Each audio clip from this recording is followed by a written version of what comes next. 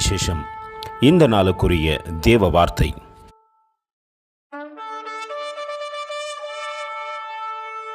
Who shall lay anything to the charge of God's elect? It is the God that justified.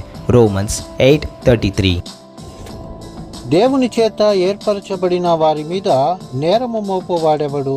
నీతిమంతులుగా తీర్చువాడు దేవుడే. ரோமியோலுக்கு రాసిన పత్రిక 8వ అధ్యాయం 33వ వాక్యం. தேவன் தெரிந்து கொண்டவர்கள் மேல் குற்றம் சாட்டுகின்றவன் யார்? தேவனே அவர்களை நீதிமான் ஆக்குகின்றார். ரோமர் 8:33. அன்பின் தேவ பிள்ளைகளே, தேவ பிள்ளைகள் மீது குற்றம் சாட்டுகின்றவர்கள் ஒருவரும் இல்லை. ஸ்தேவானை பாருங்கள். அவர் மீது அநேகர் குற்றம் சாட்டினார்கள். ஆனால் அவர் முகத்தின் பிரகாசத்தை கண்டவர்கள் சொன்னார்கள், இது தேவ தூதனுடைய முகத்தின் பிரகாசத்தை போல இருக்கிறது என்று. ஏனென்றால் தேவனால் அவர்கள் தெரிந்து கொள்ளப்பட்டிருக்கிறார்கள்.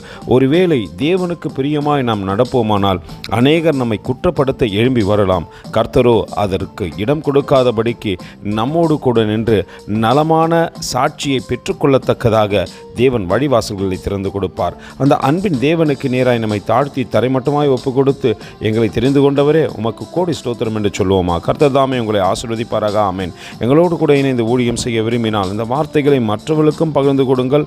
இது ராஜ்யத்தின் சுவிசேஷம். Thank you for watching. God bless you.